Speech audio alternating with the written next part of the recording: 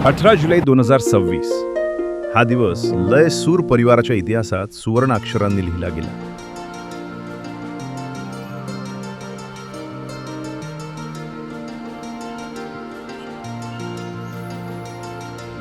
ठाणे जिल्ह्यातील डोंबिवली येथे असलेल्या ताल कराओके स्टुडिओमध्ये सकाळपासूनच एका सुरेल सोहळ्याची लगबग सुरू झाली होती. लयसूर परिवाराचा 7वा वर्धापन महोत्सव.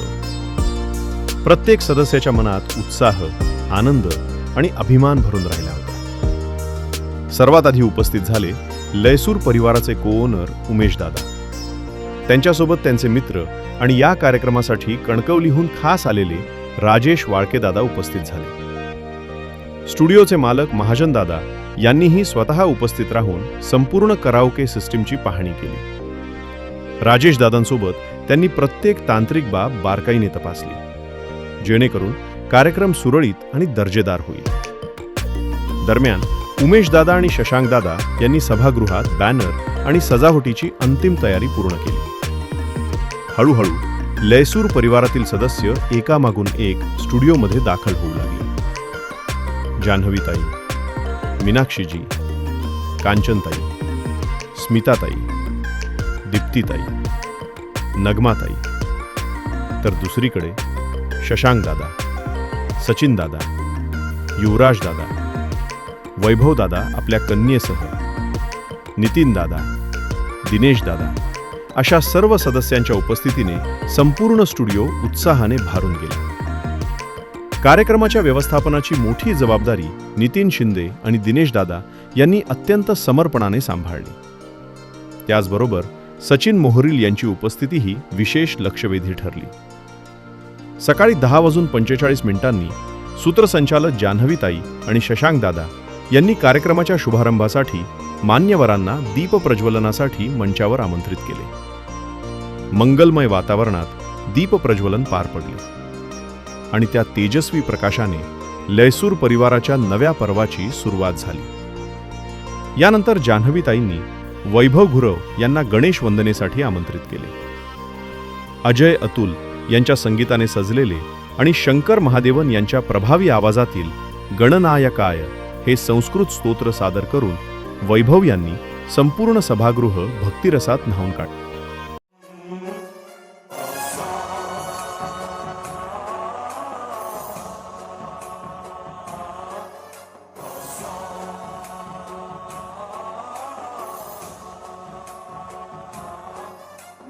गणनायकाय गणदैवताय गणाध्यक्षाय धीमहि गुणशरीराय गुणवंदिताय गुणेशानाय धीमहि गुणाधीताय गुणाधीशाय गुणप्रविष्टाय धीमहि एकदन्ताय वक्रतुण्डाय गौरीतनयाय धीमहि गजेशानाय भालचंद्राय श्रीगणेशाय आमंत्रित केले. अजय अतुल यांच्या संगीताने सजलेले आणि शंकर महादेवन यांच्या प्रभावी आवाजातील गणनायकाय हे संस्कृत स्तोत्र सादर करून वैभव यांनी संपूर्ण सभागृह भक्तिरसात न्हाऊन काढले. त्यानंतर राजेश वाळके दादा यांनी श्री विठ्ठला माऊली माऊली या भक्तिमय गीतातून पंढरीची अनुभूती प्रत्येकाच्या मनात जागवली.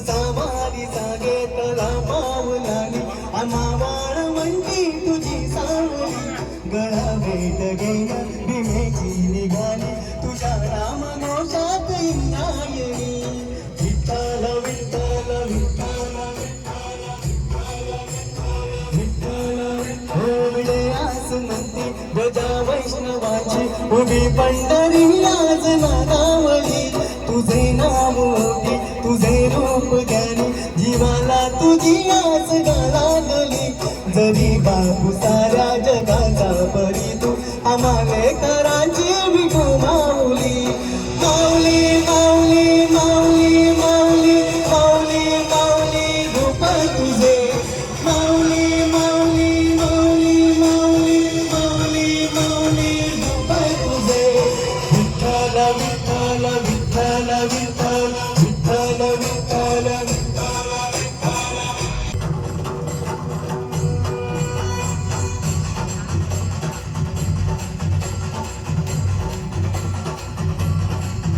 चालला गजर झालो अबीर लागली नजर कळसाला पंचप्राण हे तल्लीन आता पालीन पांडुरंगाला देखिला कळस डोईला तुळस गाविक चंद्रभागेसी समीपही दिसे पंढरी याच मंदिरी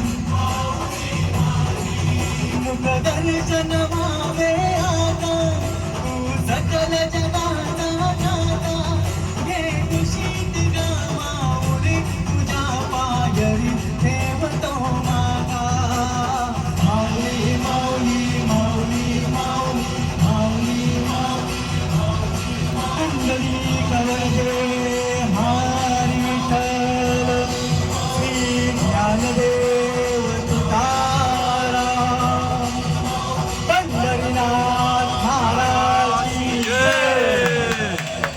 रामकृष्ण माऊली शशांक दादा यांनी अवघे गरजे पंढरपूर हे अजरामर गीत सादर करून कार्यक्रमाची शोभा आणखी चालला नामाचा गजर चालला नामाचा गजर चालला नामाचा गजर अवघे गरजे पंढरपुरा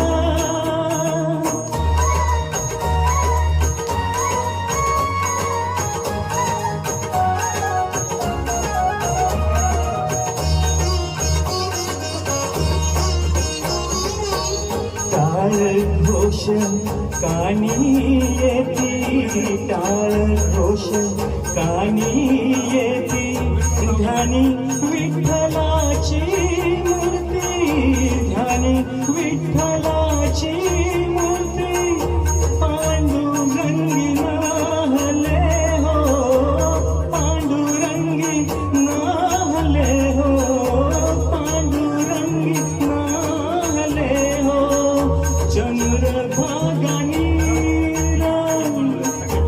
चंद्रभागानी अवघे गरजे पंढरपूर अवघे गरजे पंढरपूर चालला चालला नामाचा गजर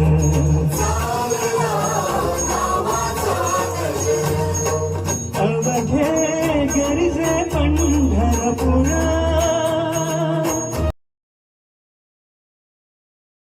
लयसूर परिवाराचे को ओनर उमेश कोरगावकर यांनी उपस्थित सर्व सदस्यांना शुभेच्छा देत लयसूर परिवाराच्या प्रवासाची आठवण करून दिली. नगमाताई यांनीही मनोगतातून सर्वांना शुभेच्छा देत परिवारातील प्रेम, जिव्हाळा आणि एकोप्याचे महत्त्व अधोरेखित केले.